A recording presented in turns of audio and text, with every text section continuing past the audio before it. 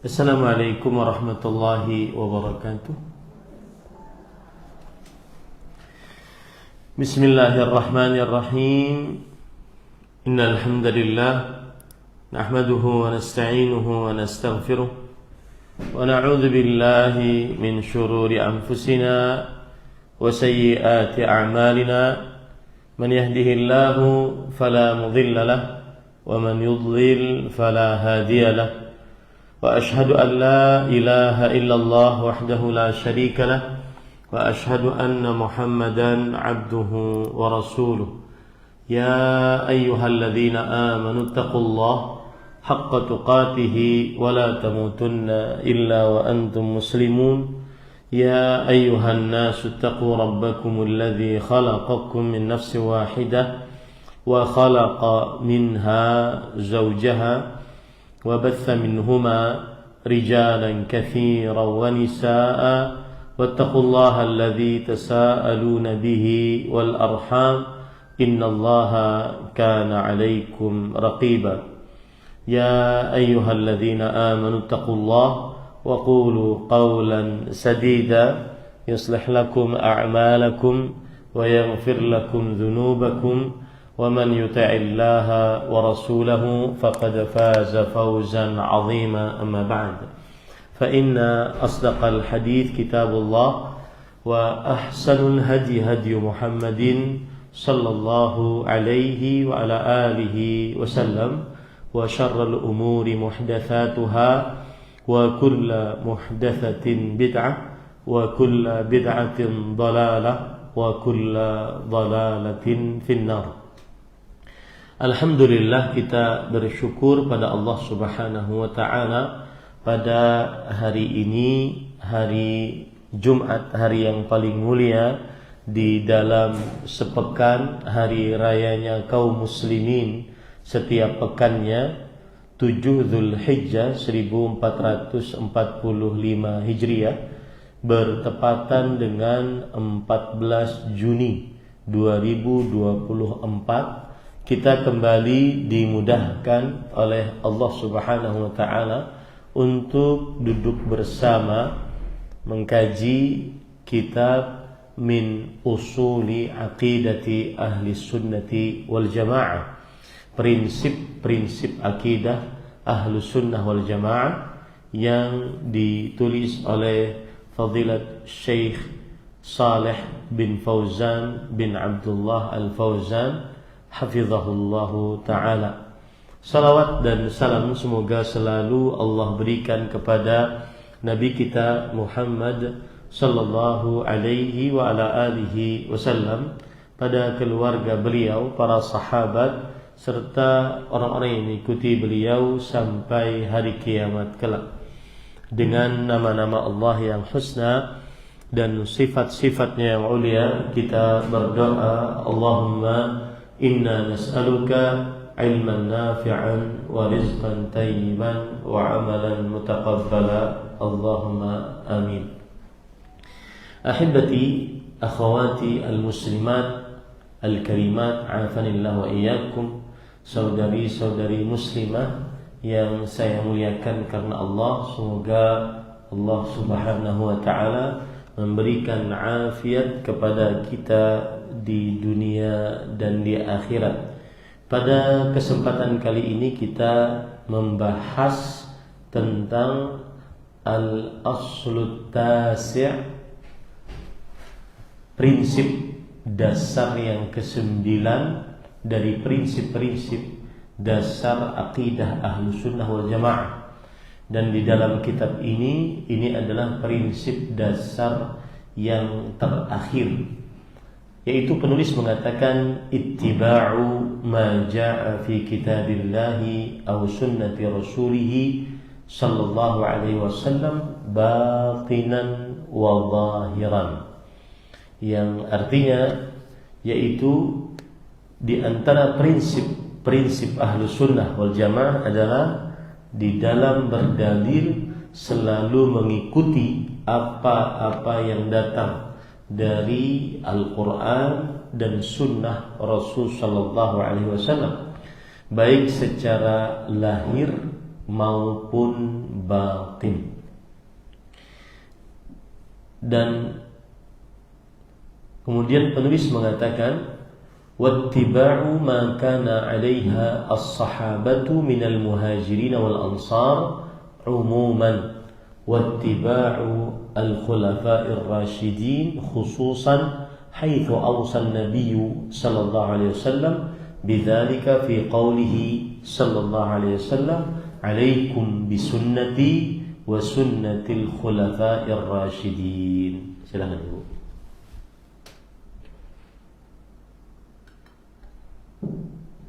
Prinsip ke-9, dan di antara prinsip-prinsip Ahlus Sunnah wal Jamaah adalah bahwa dalam berdalil selalu mengikuti apa-apa yang datang dari kitab Allah dan sunnah Rasulullah SAW, baik secara lahir maupun batin, dan mengikuti apa-apa yang dijalankan oleh para sahabat dari kaum muhajirin maupun ansor pada umumnya, dan khususnya mengikuti khulafaur rasyidin sebagaimana wasiat Rasulullah SAW dalam sabdanya, berpegang teguhlah kamu kepada sunnahku dan sunnah khulafaur rasyidin yang mendapat petunjuk.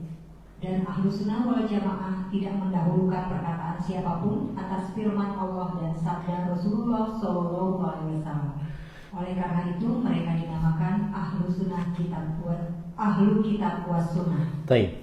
Ibu-ibu, saudari-saudari muslimah yang dimuliakan oleh Allah Subhanahu wa taala, ini adalah prinsip dasar yang ke-9 dan yang terakhir di dalam kitab kita, yaitu berdalil di dalam urusan-urusan yang berkaitan dengan akidah atau ibadah atau akhlak, adab, muamalah dari Al-Quran dan hadis Rasul sallallahu alaihi wa ala alihi wasallam.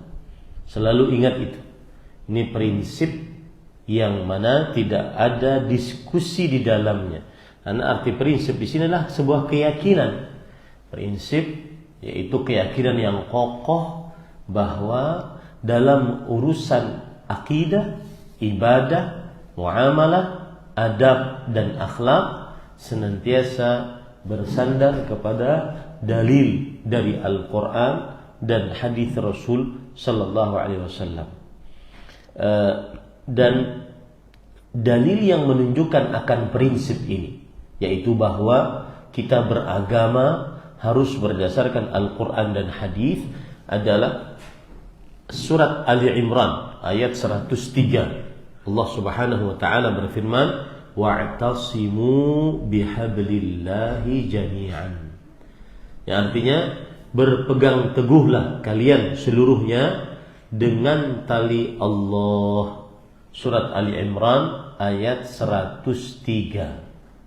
Surat Ali Imran ayat 103. Maka para ikhwah yang dirahmati oleh Allah Subhanahu wa taala, wajib bagi kita dalam beragama bersandar selalu kepada Al-Quran dan hadis. Ya, ini prinsip. Tidak boleh kita ragu di dalamnya dan tidak boleh kita berdebat di dalamnya. Ya, prinsipnya adalah beragama bersandar kepada apa yang ada dalam Al-Quran atau hadis Rasul sallallahu alaihi wa ala alihi wasallam. Dalilnya surat Ali Imran ayat 103. Imam Ibnu Qayyim Al-Jauziyah rahimahullah, beliau ketika menjelaskan tentang bersandar dengan Al-Quran dan hadis di dalam kitab Madarijus Salikin, beliau mengatakan, huwa tahkimuhu duna ara'ir rijal wa maqayisihim wa ma'qulatihim wa adwaqihim wa khushufatihim wa mawajidihim, faman lam yakun kadhalik fahuwa munsallun min hadzal i'tisam. Yang artinya, yang dimaksud dengan bersandar kepada tali Allah adalah menjadikan Al-Quran dan hadis sebagai hakim, pemutus keputusan, dan tidak menjadikan pendapat-pendapat manusia ataupun pandangan-pandangan manusia ataupun logika-logika manusia, perasaan-perasaan manusia, penemuan-penemuan manusia di atas Al-Quran dan hadis. Itu yang dimaksud dengan wa'tasimu bihablillahi jami'a. Berpegang teguhlah kepada tali Allah seluruhnya. Artinya menjadikan Al-Quran yang merupakan tali Allah, kemudian menjadikan hadis Rasul sallallahu alaihi wasallam yang merupakan tali Allah sebagai hakim yang memutuskan keputusan, bukan menjadikan pendapat orang, perasaan orang, logika orang, kemudian penemuan-penemuan orang sebagai hakim. Tidak. Nah, itu yang dimaksud dengan berpegang teguh, bersandar kepada Al-Quran dan Sunnah. Faman lam yakun kadzalik fahuwa munsallun fi hadzal i'tisab. Siapa yang tidak demikian berarti dia lepas dari berpegang teguh ini. Siapa yang lebih mendahulukan pendapat, perasaan, kemudian logika, rasio, kemudian penelitian-penelitian, kemudian penemuan-penemuan lebih tinggi daripada Al-Quran dan hadis, maka dia berarti belum berpegang teguh kepada Al-Quran dan hadis. Nah, ini dalil pertama bahwa kita wajib bersandar kepada Al-Quran dan hadis. Dalil kedua, surat Ali Imran ayat 32. Allah Subhanahu wa taala berfirman, "Qul athi'ullaha wa athi'ur rasul." Qul athi'ullaha war rasul fa in tawallaw fa innallaha la yuhibbul kafirin. Yang artinya, katakanlah wahai Muhammad sallallahu alaihi wasallam, taatilah Allah dan Rasulullah sallallahu alaihi wasallam. Jika kalian berpaling seluruhnya, maka sesungguhnya Allah tidak menyukai orang-orang yang kafir. Para ikhwah yang dirahmati oleh Allah Subhanahu wa taala, ini ayat perintah dari Allah untuk hamba-hambanya dengan perintah yang paling tinggi, yaitu taat kepada Allah dan taat kepada Rasulullah sallallahu alaihi wasallam. Dan taat kepada Allah dan taat kepada Rasulullah adalah perintah yang paling umum, masuk di dalamnya iman, bertauhid, beramal saleh, berucapan saleh, baik lahir ataupun maupun batin, masuk di dalamnya mengerjakan perintah, menjauhi larangan, ya. Nah, ini menunjukkan bahwa beragama dalilnya harus dari Al-Quran dan hadis. Kenapa? Karena kita diperintahkan untuk taat kepada Allah dan Rasulnya. Taat kepada Allah dan Rasulnya, ya. Ini dalil yang kedua. Dalil yang ketiga, surat An-Nur ayat 51. Allah Subhanahu wa taala berfirman, "Innama kana qaulal mu'minin idza du'u ila Allah wa rasulihi liyahkuma bainahum an yaqulu sami'na wa ata'na wa ulaika humul muflihun." Sesungguhnya ucapan orang-orang yang beriman jika diajak kepada Allah dan Rasulnya untuk memutuskan di antara mereka, maka hendaknya mereka mengucapkan, kami telah mendengar, kami telah taat, dan merekalah orang-orang yang beruntung.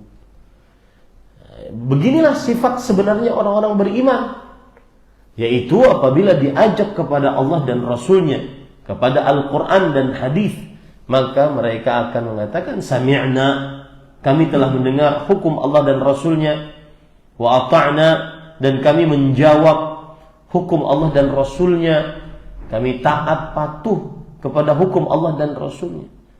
Kalau sudah seperti ini, maka yang ada adalah keberuntungan, ya, yang ada adalah keberuntungan. Ini dalil yang ketiga yang menunjukkan wajibnya bersandar dalam beragama kepada Al-Quran dan hadis.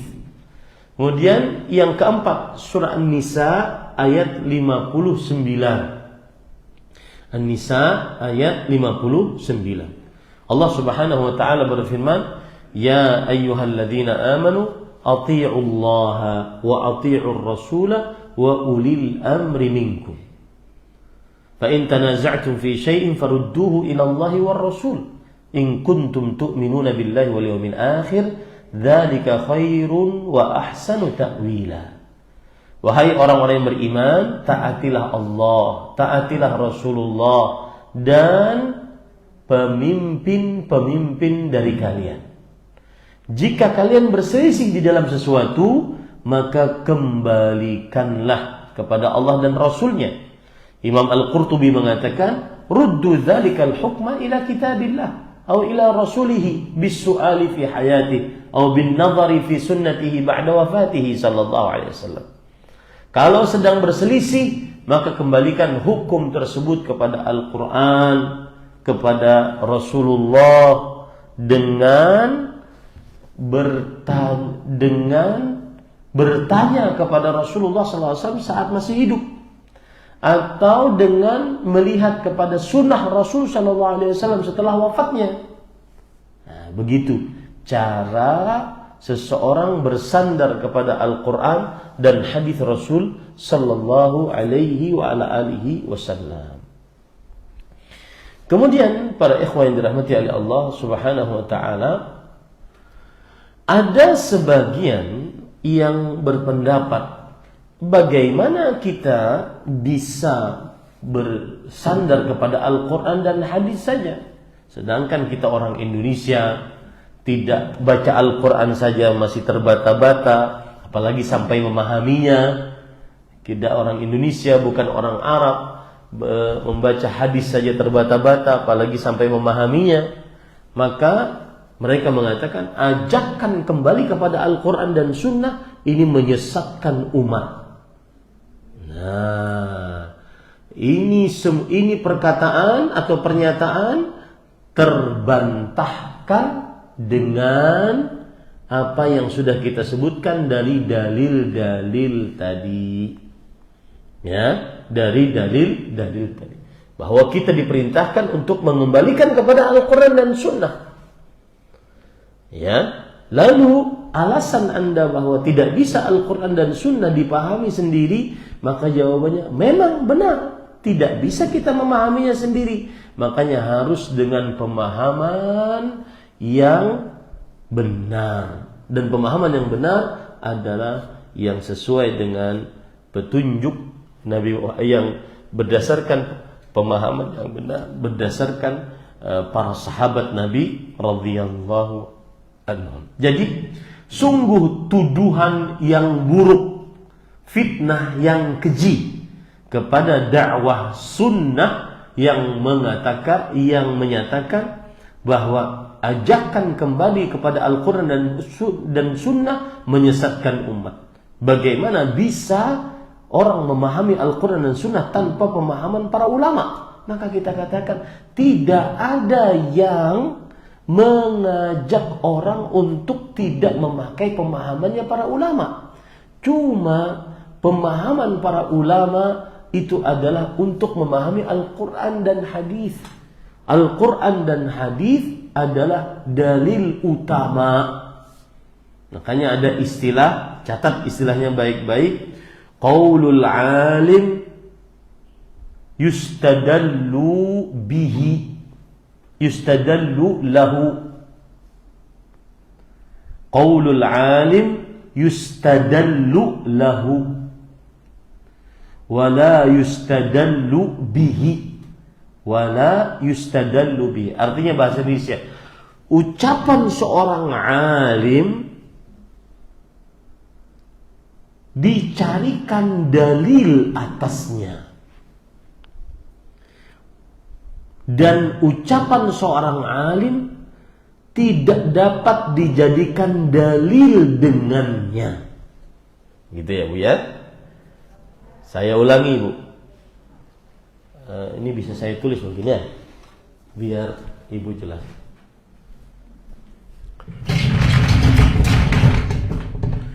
Qaulul alim yustadallu lahu. Qaulul alim yustadallu lahu wala yustadallu bihi.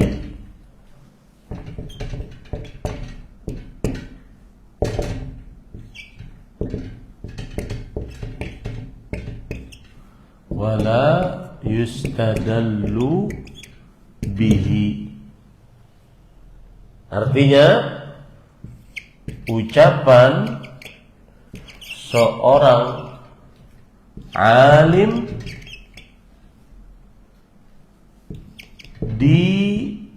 diambilkan dalil untuknya dan tidak dijadikan dalil dengannya. Ucapan seorang alim diambilkan dalil untuknya dan tidak dijadikan sebagai dalil dengannya. Apa maksudnya, Ibu? Jadi saya ingin menyebutkan sebuah fenomena dulu yang saya sebutkan tadi.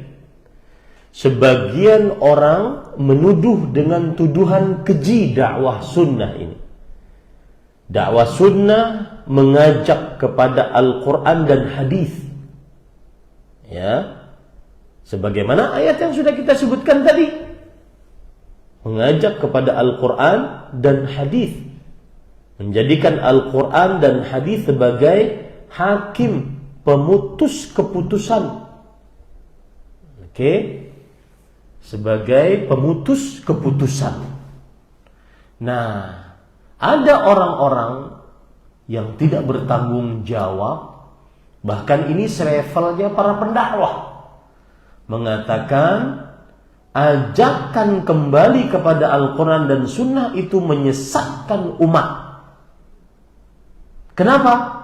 Bagaimana umat bisa memahami Al-Quran dan Sunnah tanpa pemahaman para ulama? Maka kita katakan ajakan kita untuk beragama berdasarkan Al-Quran dan Sunnah itu berdasarkan dalil dari Al-Quran dan Sunnah. Satu. Yang kedua, ajakan kita beragama berdasarkan dalil dari Al-Quran dan Sunnah bukan berarti meninggalkan perkataan para ulama.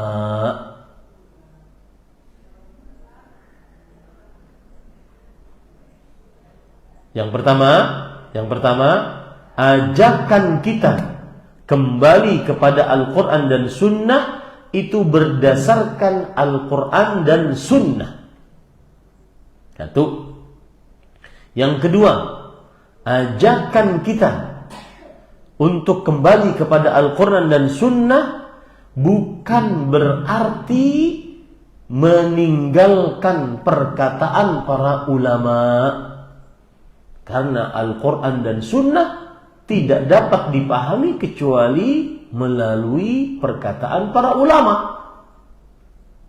Dari mulai para sahabat, para tabi'in, para tabi'ut tabi'in, sampai ulama-ulama setelahnya. Ya, ulama-ulama setelahnya. Yang ketiga, tetapi harus diingat. Tetapi harus diingat ucapan seorang alim diambilkan dalil untuknya, bukan berdalil dengannya.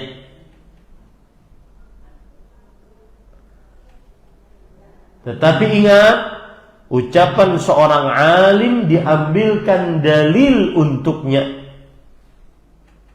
Dicarikan dalil untuknya. Dan tidak dijadikan dalil dengannya. Apa maksudnya Ibu? Saya beri contoh Ibu.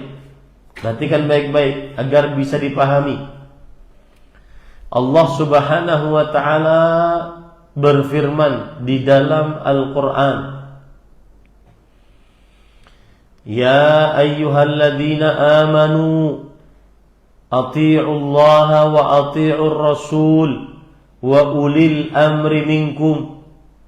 Atau ayat yang lain lah ya, yang bisa kita jadikan sebagai contoh. Misalkan Allah Subhanahu wa ta'ala berfirman, Ar-Rahmanu 'alal 'arsyis tawa. Allah beristiwa di atas arsy. Kita katakan tadi bagaimana yang pertama? Kita beragama berdasarkan Al-Quran dan Sunnah. Dan itu disebutkan dalam Al-Quran dan Sunnah, bahwa Allah beristiwa di atas arsy. Kemudian yang kedua, kita memahami Al-Quran dan Sunnah dengan pemahaman para ulama. Bukan berarti ajakan bersandar kepada Al-Quran dan Sunnah adalah ajakan untuk meninggalkan pemahaman para ulama. Tidak sama sekali. Tetapi ajakan bersandar kepada Al-Quran dan Sunnah adalah jangan sampai menjadikan selain Al-Quran dan Sunnah sebagai dalil. Adapun memahami Allah beristiwa di atas arsy, maka dengan pemahaman siapa? Para ulama, para sahabat, para tabi'in, para tabi'ut tabi'in, dan ulama-ulama setelahnya. Kemudian yang ketiga, jangan sampai perkataan seorang alim dijadikan dalil. Tetapi perkataan seorang alim harus dicarikan dalilnya. Paham Bu sampai sini? Baik. Contoh misalkan, ada orang yang mengartikan Ar-Rahman 'alal 'arsy istawa dengan Allah menguasai arsy. Nah, ini bukan dalil. Tetapi harus diapakan Bu? Dicarikan dalil. Ada atau tidak? Tidak ada. Berarti jangan dipakai. Paham Ibu? Nah, itu yang dimaksud qaulul alim yustadallu lahu wa la yustadallu bihi. Ya. Jadi sekali lagi saya katakan, fitnahan, tuduhan, keji terhadap dakwah sunnah yang mengajak umat Islam agar beragama berdasarkan dalil dari Al-Quran dan Sunnah, itu adalah menyesatkan umat. Ini fitnahan keji, tuduhan buruk, akan bertanggung jawab kelak di hari kiamat. Bagaimana tidak? Bagaimana orang bisa beragama tanpa Al-Quran dan Sunnah? Itu satu. Yang kedua, ajakan untuk bersandar kepada Al-Quran dan Sunnah bukan berarti meninggalkan pemahaman para ulama. Yang ketiga, tapi ingat, perkataan pemahaman para ulama bukan dalil, tapi harus dicarikan dalil. Dalilnya mana? Para ulama ini berkata seperti ini, dalilnya mana? Bukan berarti perkataan ulama ini sebagai dalil. Dalilnya apa? Al-Quran dan hadis. Paham ini Ibu? Nah itu Ibu. Sekarang saya baca Arabnya dulu, nanti dilanjutkan. Wala yuqaddimuna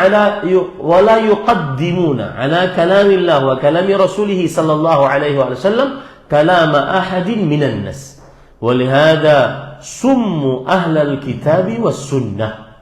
Wa ba'da akhdhihim bil kitabillahi wa sunnati rasulih sallallahu alaihi wasallam ya'khudhuna bima ajma'a alaihi ulama'ul ummati wa hadha huwa al-aslu ats-tsalits alladhina ya'tamiduna alaihi ba'da al-aslain al-awwalain al-kitabi was sunnah. Wa ma ikhtalafa fihi an-nas radduhu ila al-kitabi was sunnah amalan biqaulihi ta'ala fa in tanaza'tum fi shay'in farudduhu ila Allahi war rasul in kuntum tu'minuna billahi wal yawmil akhir dzalika khairun wa ahsanu ta'wila. Silakan Ibu.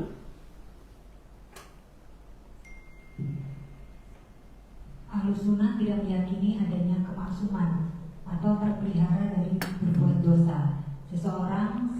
Enggak, sebelumnya Ibu. Dan tidak mendahulukan perkataan paragraf sebelumnya. Setelah mengambil dasar Al-Quran dan As-Sunnah, mereka mengambil apa-apa yang telah disepakati ulama umat ini. Inilah yang disebut dasar ketiga, yang selalu dijadikan sandaran setelah dua dasar yang pertama, yakni Al-Quran dan As-Sunnah. Segala hal yang diperselisihkan manusia selalu dikembalikan kepada kitab dan As-Sunnah. Allah telah berfirman, Surat An-Nisa ayat 59, maka jika kalian berselisih tentang sesuatu, kembalikanlah kepada Allah dan Rasul-Nya. Jika kamu benar-benar beriman kepada Allah dan hari akhir, yang demikian itu adalah lebih baik bagimu dan lebih baik akibatnya. Nah, ini perhatikan Ibu, prinsip kita yang pertama yang dijadikan dalil apa? Al-Quran. Yang kedua apa? As-Sunnah, yaitu hadis Rasul sallallahu alaihi wasallam. Yang ketiga adalah ijma'. Apa itu ijma'? Catat. Kesepakatan para ulama dalam sebuah permasalahan agama sepeninggal Rasulullah sallallahu alaihi wasallam. Kesepakatan para ulama dalam permasalahan agama sepeninggal Rasulullah sallallahu alaihi wa ala alihi wasallam. Tentunya ijma ini adalah harus tidak menyelisihi Al-Quran dan Sunnah. Ya, contoh misalkan ada perbuatan bid'ah, lalu mereka mengatakan bahwa ini ijma' para ulama. Maka kita katakan, ada enggak dalil dari Al-Quran dan Sunnah atas ijma' tersebut? Tentunya tidak ada, karena itu perbuatan bid'ah. Dan bid'ah tidak ada dalam Al-Quran dan hadis Rasul sallallahu alaihi wa ala alihi wasallam. Jadi Ibu, gaya hidup kita, prinsip kita dalam beragama seperti itu. Mana Al-Qurannya? Ada enggak? Mana hadisnya? Ada tidak? Mana ijma'nya? Ada tidak? Nah, seperti itu. Jika tidak ada, itu berarti bukan syariat Islam. Jika tidak ada, berarti itu bukan syariat Islam. Kemudian, ini penting ini, yaitu surah An-Nisa ayat 53 tadi.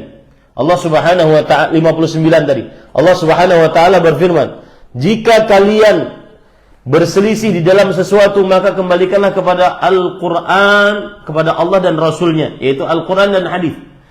Dan itu adalah tanda kalian beriman kepada Allah dan hari akhir. Dzalika khairun wa ahsanu ta'wila. Mengembalikan sesuatu kepada Al-Quran dan hadis lebih baik dan lebih bagus akhirnya. Ya, Ibu harus paham dan harus yakin seyakin-yakinnya.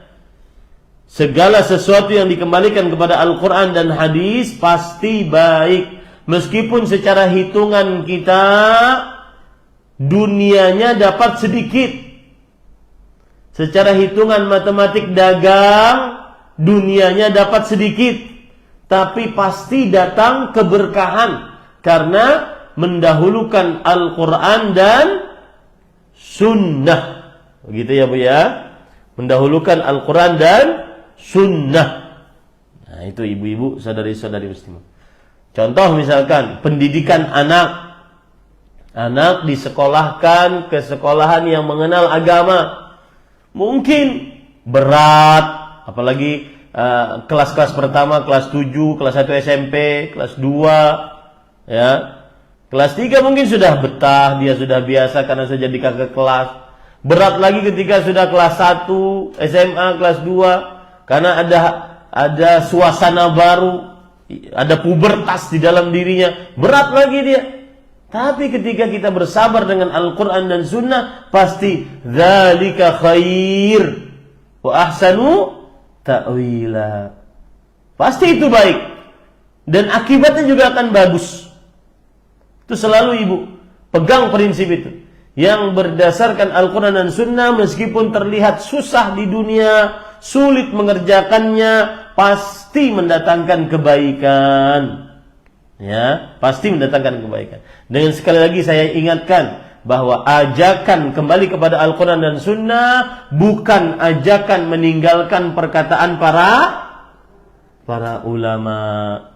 Karena yang dimaksud ajakan kembali kepada Al-Quran dan Sunnah adalah menjadikan Al-Quran dan Sunnah sebagai sumber pokok dalil. Dan dalil tersebut dipahami oleh para ulama. Tetapi ingat, perkataan para ulama bukan dalil. Tapi perkataan para ulama dicarikan dalil. Nah, jadi jangan bingung bu, nanti di media sosial dapat ulama fulan mengatakan seperti ini, ulama fulan mengatakan seperti ini. Jangan bingung, mana dalilnya? Itu saja. Mana dalilnya? Ya, ulama fulan mengatakan bahwasanya Allah tidak ditunjuk dalam arah yang 6. Mana dalilnya? Ulama fulan mengatakan bahwa ada surat musik misalkan, mana dalilnya? Ya, begitu. Ulama pula mengatakan pinjol bukan riba, mana dalilnya? Karena kenapa? Yang sudah kita pelajari, perkataan para ulama bukan dalil. Tapi apa bu? Dicarikan dalilnya. Kalau ada dalilnya kita terima, tidak ada dalilnya maka kita tidak terima. Gitu ya bu ya? Bisa dipahami bu? Nah, lanjut. Fahum la ya'taqiduna al-ismata li ahadin ghairi Rasulillah sallallahu alaihi wa ala alihi wasallam wa la yata'assabuna li ra'yi ahad hatta yakuna muwafiqan lil kitabi was sunnah wa ya'taqiduna anna al-mujtahida yukhti'u wa yusib wa yasmahuna bil ijtihadi illa liman wa la yasmahuna bil ijtihadi illa liman tawaffarat fihi syurutuhu al-ma'rufati 'inda ahli al-'ilm wa la inkara 'indahum fi masail al-ijtihadi as-sa'ir. فالاختلاف عندهم في المسائل الاجتهادية لا يجب العداوة والتهاجر بينهم كما يفعله المتعصبة وأهل البدع بل يحب بعضهم بعضا ويوالي بعضهم بعضا ويصلي بعضهم خلف بعض مع اختلافهم في بعض المسائل الفرعية بخلاف أهل البدع فإنهم يعادون أو يضللون أو يكفرون man khalafahum. Nah, Ahlussunnah tidak meyakini adanya kemaksuman atau terpelihara dari berbagai dosa seseorang selain Rasulullah Shallallahu Alaihi Wasallam. Baik, ini karena ada beberapa parsial saya akan potong dari pembaca biar saya jelaskan di parsialnya. Maka ini keyakinan Ahlussunnah. Ketika kita sudah meyakini prinsip yang ke-9 ini, konsekuensinya tidak ada yang maksum kecuali Al-Quran dan Sunnah, kecuali Rasulullah Sallallahu Alaihi Wasallam. Maksum itu apa artinya? Terjaga dari kesalahan. Ini konsekuensi kalau kita berdalil dengan Al-Quran dan hadis. Konsekuensinya tidak ada yang terjaga dari kesalahan kecuali Al-Quran dan hadis, kecuali Rasulullah Sallallahu Alaihi Wasallam. Ya, siapapun orang tersebut pasti ada salahnya. Ustadz senior, ustadz junior, apalagi ya, kiai, habaib, kemudian tuan guru, pasti ada salahnya. Ya, tidak ada yang maksum dari kesalahan kecuali Al-Quran dan Sunnah, kecuali Rasulullah Sallallahu Alaihi Wasallam. Nah, itu adalah hasil konsekuensi kita berprinsip yang kesembilan ini, yaitu beragama berdasarkan Al-Quran dan hadis. Kemudian lanjut Bu. Dan mereka tidak berta'assub atau fanatik pada suatu pendapat sampai pendapat tersebut bersesuaian dengan Alkitab dan As-Sunnah. Nah, mereka tidak fanatik terhadap pendapat siapapun sampai pendapat tersebut bersesuaian dengan Al-Quran dan Sunnah. Kita belajar fikih boleh melalui mazhab. Di Indonesia misalkan mazhab Syafi'i, silakan. Tapi yang dilarang adalah apa? Ta'assub. Apa itu ta'assub? Fanatik. Bahwa pendapat ini yang benar. Mau dalil yang pendapat lain kuat, mau dalil pendapat lain lebih bagus, lebih sesuai dengan Al-Quran dan hadis, maka dia tidak peduli. Yang penting saya mengikuti pendapat ini. Fanatik, ya. Ta'assub. Kalau ibu baca di dalam kamus besar bahasa Indonesia, fanatik itu artinya adalah teramat kuat tentang kepercayaan dan keyakinan terhadap suatu ajaran. Kalau dikatakan fanatik buta, berarti mengikuti dengan kuat tanpa dalil, tanpa tahu sebab. Pokoknya mazhab Syafi'i harus benar, yang lain salah. Nah, ini tidak benar.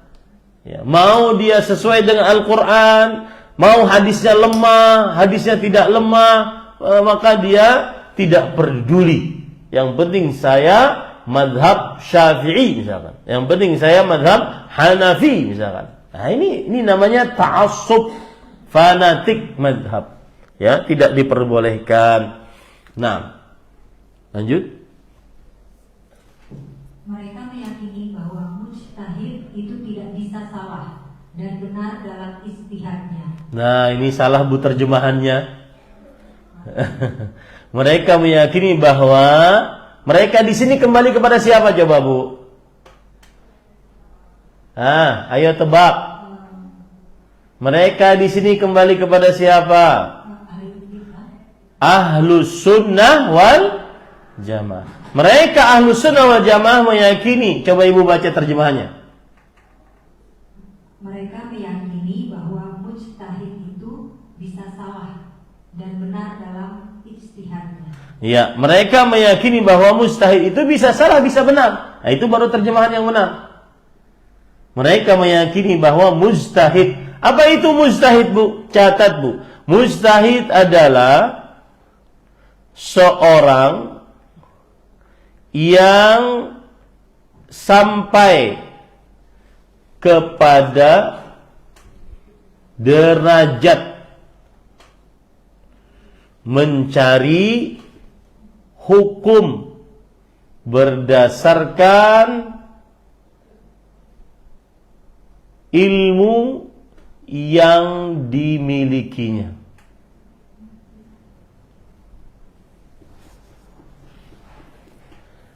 Ya, mencari hukum berdasarkan ilmu yang dimilikinya.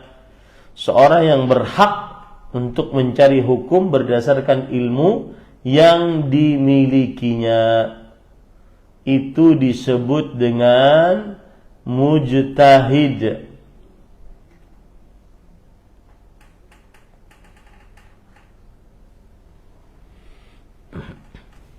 Contoh misalkan Imam Syafi'i mujtahid.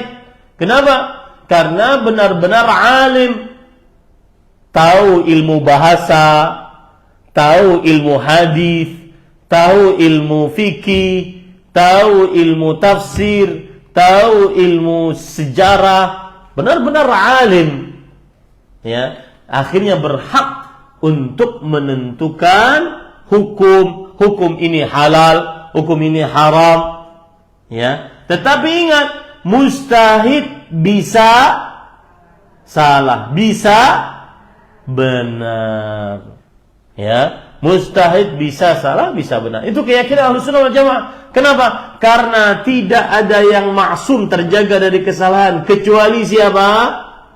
Rasulullah sallallahu alaihi wasallam. Lanjut, Bu. Dan tidak boleh berijtihad sembarang kecuali mereka yang telah memenuhi persyaratan tertentu menurut ahlul ilmi.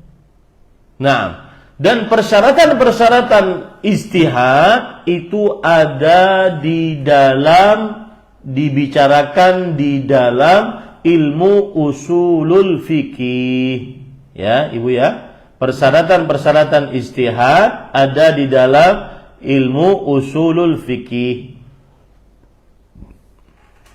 Saya jadi tertarik untuk mengajak Ibu setelah ini kita belajar ilmu usul fikih. Mau, Bu? Ya. Tapi nanti jangan sampai bingung, ya. Nah, ibu-ibu, saudari-saudari muslimah yang dimuliakan oleh Allah Subhanahu wa taala, syarat ijtihad, catat. Yang pertama Islam.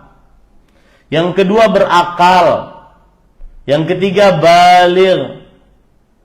Yang keempat sangat memahami Al-Quran. Yang kelima, sangat memahami hukum-hukum, hadis-hadis yang berkaitan dengan hukum-hukum dalam Islam.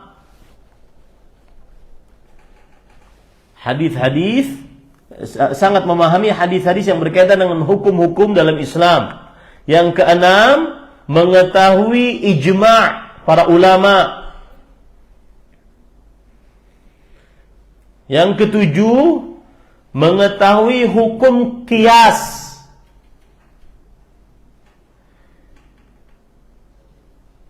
Mengetahui hukum qiyas. Yang kedelapan, mengetahui bahasa Arab dengan benar-benar mendalam. Nah, ini udah berapa tahun di sini belajar bahasa Arab?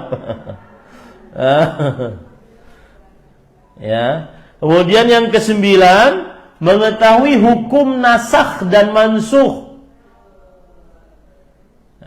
Mengetahui hukum nasakh dan mansukh. Artinya apa? Misalkan, mohon maaf Bu, masalah azl. Mengeluarkan, mohon maaf ya, air mani di luar saat berhubungan badan antara suami istri. Mana yang lebih dahulu hukumnya? Apakah pelarangan atau pembolehan? Ini namanya hukum nasakh mansukh. Contoh lagi, hukum berwudu karena makan daging yang dibakar, seperti sate, ikan bakar, daging bakar. Ya, mana yang lebih dahulu hukumnya dan mana yang lebih terakhir hukumnya untuk menghapus hukum sebelumnya? Ini namanya nasakh dan mansukh. Mansukh. Ini sulit, ini harus ditulis. Mansukh. An-naskhu dan al-mansukhu. An-naskhu dan al-mansukhu. Nun sin kha, mim nun sin waw kha, mansukh. Syarat yang ke-8, yang ke-9, syarat yang ke-10, mengetahui rawi-rawi yang lemah dan yang kuat. dalam ilmu hadis. Syarat yang ke-10, yang ke-11, mempunyai kemahiran menentukan hukum. Mempunyai kemahiran menentukan hukum. Syarat yang ke-12, yang terakhir, yaitu al-adalah. Al-adalah artinya adalah seorang yang saleh bertakwa, bukan orang yang fasik pelaku dosa besar, bukan orang yang fasik mengulang-ulang dosa kecil, tidak buruk akhlaknya, tidak rusak ibadahnya. Berat bu, ada 12 syarat jadi ahli ijtihad. Makanya jangan sedikit-sedikit berbicara tentang hukum. Apalagi kadang-kadang di media sosial ada pertanyaan untuk Ustadz. Ustadz, apa hukumnya ini, di kolom komentar. Nanti ada yang mengomentari, mohon maaf Ustadz, izin menjawab.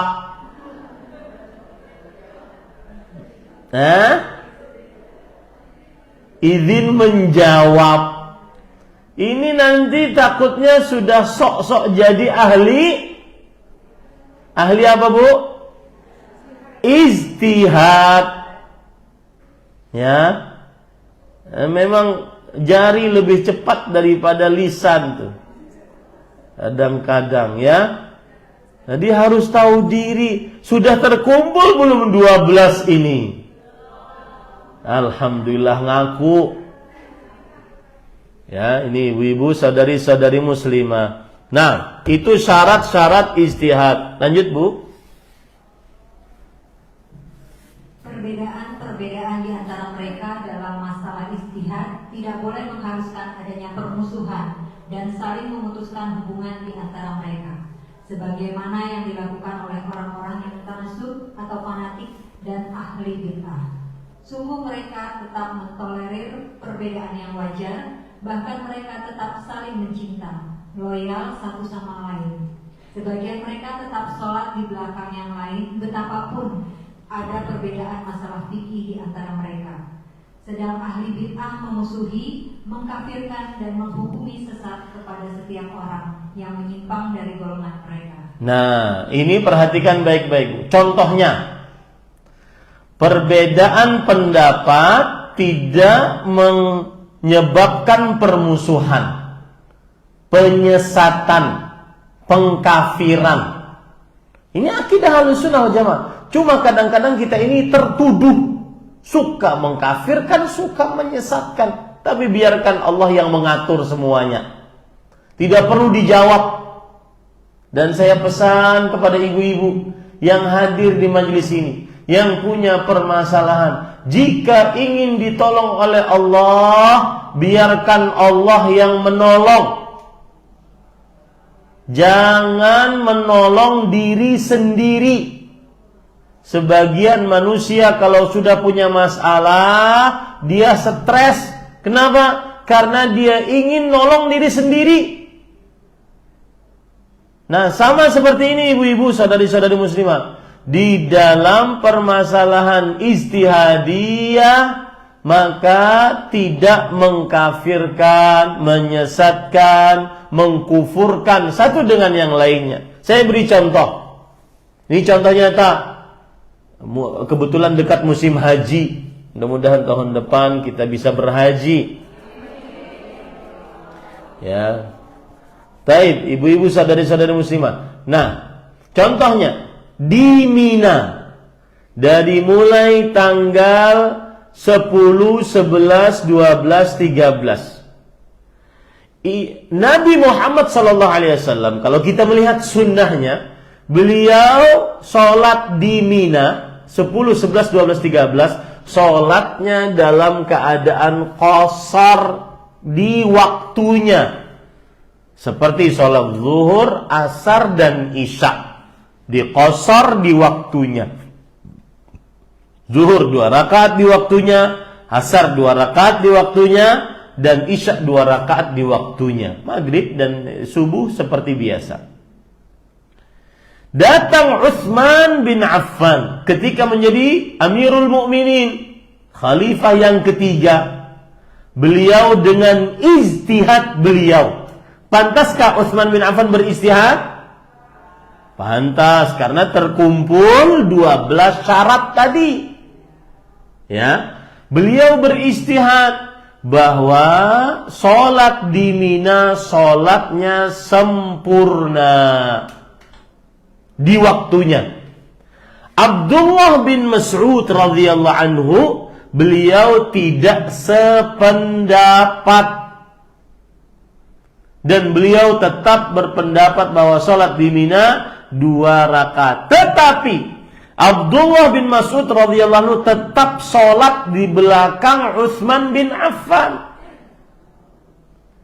Berapa rakaat sholatnya? 4, sempurna, tidak dikosor. Lalu Abdullah bin Mas'ud ditanya radhiyallahu anhu, wahai Abdullah bin Mas'ud, Abu Abdurrahman, bukankah engkau berpendapat sholatnya dikosor 2 rakaat yang sholatnya 4 rakaat? Maka beliau mengatakan iya, tetapi al-khilafu syarr, perbedaan pendapat adalah buruk. Maksudnya perbedaan yang terjadi jangan sampai membuat kita tidak bersatu. Saya punya pendapat, tetapi penguasa memiliki pendapat yang ikuti pendapat yang berkuasa agar terjadi kesatuan di tengah kaum muslimin. Tapi ini ingat, di dalam perkara-perkara yang boleh berijtihad, berusaha mencari hukum di dalamnya, tidak ada dalil yang tegas atasnya. Ya, sekarang saya beri contoh. Kalau ada dalil tegas, boleh nggak kita beristihad dan mentolerir perbedaan pendapat tersebut? Contoh, terjadi perbedaan pendapat tentang bunga riba. Nah, boleh nggak kita mentolerir? Tidak. Ini menunjukkan bahwa, catat baik-baik, tidak setiap perbedaan pendapat mu'tabar. Catat itu baik-baik. Tidak setiap perbedaan pendapat mu'tabar, dapat diakui.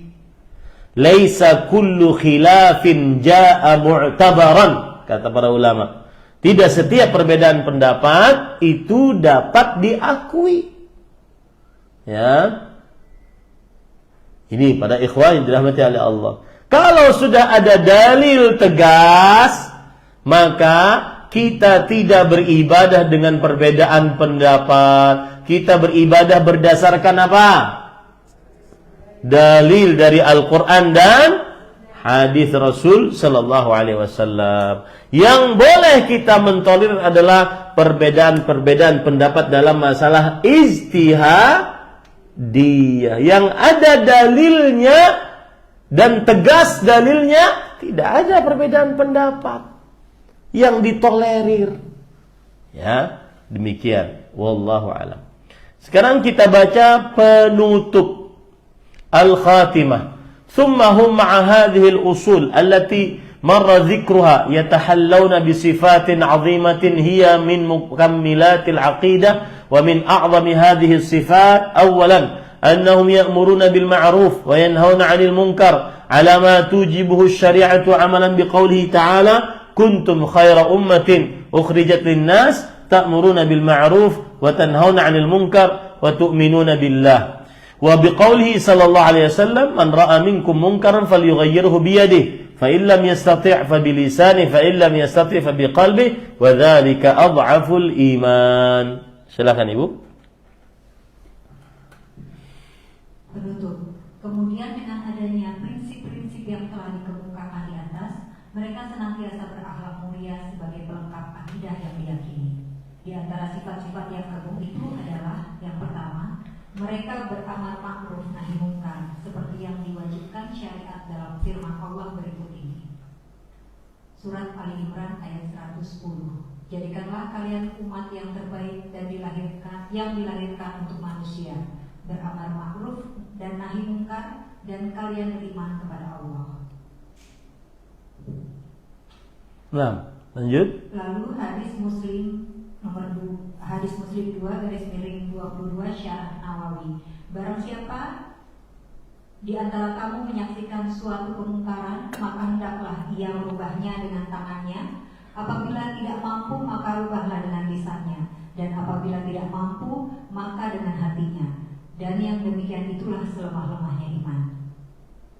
Nah, ini adalah sifat ahlu sunnah, amar ma'ruf nahi mungkar. Jangan malas bu beramar ma'ruf nahi mungkar, terutama antara suami istri, antara orang tua dan anak. Jangan malas beramar ma'ruf nahi mungkar, ya. Karena kalau seandainya tidak ada amar ma'ruf nahi mungkar, maka yang ada adalah laknat Allah. Lu'ina Bani Israel ala lisani Daud. Saya baca ayatnya. Allah Subhanahu wa taala berfirman bahwa Bani Israel dilaknat oleh Allah Subhanahu wa taala melalui lisan Nabi Daud alaihi salam. Kenapa demikian? Lu'ina alladhina kafaru min Bani Israel ala lisani Daud wa Isa bin Maryam. Dzalika bima 'asaw wa kanu ya'tadun, kanu la yatanahawna 'an munkarin fa'alu bi'sa ma kanu yaf'alun. Bani Israel dilaknat melalui lisan Nabi Daud dan Nabi Isa. Yang demikian itu karena mereka bermaksiat, melampaui batas, dan karena mereka tidak beramar ma'ruf. Nah, ini hati-hati bu. Keluarga yang terasa panas, keluarga yang terasa tidak bahagia karena tidak ada amar ma'ruf nahi mungkar di dalamnya. Ya. Nah, tentunya amar ma'ruf nahi mungkar jangan sampai dengan kekerasan, jangan sampai dengan mendatangkan kemungkaran yang lebih besar, ya. Nah, lanjut Ibu. Wa qulna 'ala ma tujibuhu asy-syari'ah khilafan lil mu'tazilah alladziina yukhrijuna bil amri bil ma'ruf wan nahyi 'anil munkar amma tujibu syari'ah fayarawna anna al amra bil ma'ruf wan nahyi 'anil munkar huwa al khuruj 'ala wulati al amri al muslimin idza irtakabu ma'siyah wa in kanat duna al kufr fa ahlu sunnati wal jamaa'ah yarawna munasahatahum fi dhalika duna al khuruj 'alaihim وذلك لأجل جمع الكلمة والابتعاد عن الفرقة والاختلاف. وقال شيخ الإسلام ابن تيمية رحمه الله ولعله لا يكاد يعرف طائفة خرجت على ذي سلطان إلا وكان خروجها من الفساد أكثر من الذي في إزالته. نعم. Sekali lagi, amar ma'ruf dan nahi mungkar hanya terhadap apa-apa yang diwajibkan oleh syariat. Sedang orang-orang Mu'tazilah dalam beramar ma'ruf dan nahi mungkar tidak mengikuti apa-apa yang diwajibkan oleh syariat, sehingga mereka berpandangan bahwa amar ma'ruf dan nahi mungkar adalah tidak mentaati para pemimpin kaum muslimin apabila mereka melakukan perbuatan maksiat, walaupun belum termasuk perbuatan kufur. Sedangkan ahlu sunnah wal jamaah memandang wajib menasehati mereka dalam hal kemaksiatannya tanpa harus keluar memberontak mereka. Hal ini dilakukan dalam rangka mempersatukan kata dan menghindari perpecahan serta perselisihan. Syekhul Islam Ibnu Taimiyah berkata, barangkali hampir tidak dikenal suatu kelompok memberontak terhadap pemilik kekuasaan kecuali lebih banyaknya kerusakan yang terjadi daripada terhapusnya kemungkaran atau melalui cara pemberontakan tersebut. Nah, jadi bedanya ahlu sunnah wal jamaah dalam perkara amar ma'ruf dan mungkar dengan nahi mungkar dengan kaum mu'tazilah. Kaum mu'tazilah memakai amar ma'ruf nahi mungkar tapi tidak sesuai dengan syariat. Contohnya ketika mengingkari kemungkaran pemimpin kaum muslimin, mereka inginnya mengkudeta, memberontak. Nah, itu yang sedikit-sedikit revolusi, sedikit-sedikit reformasi, sedikit-sedikit makzulkan, ya. ini khawatir terkena penyakit kaum apa Bu? Mu'tazilah. Ya, mereka menganggap pemerintah yang bermaksiat itu kafir, keluar dari agama Islam, berhak kita turunkan, berhak kita berhentikan. Ahlussunnah tidak demikian. Melihat pemerintah, penguasa yang bermaksiat, dinasehati. Ya, dan tugas kita cuma menasehati. Diterima walhamdulillah, tidak diterima, maka kita berdoa kepada Allah agar pemimpin kita saleh. Begitu caranya Ibu. Baik, ini adalah sifat Ahlussunnah yang pertama, yaitu amar ma'ruf nahi munkar. Tsaniyan, wa min sifati ahli sunnati wal jamaah al-muhafazatu ala iqamati sya'airil Islam min iqamati salatil jum'ati wal jamaah khilafan lil mubtadi'ah wal munafiqin alladzina la yuqimuna al jum'ata wal jamaah. Naam.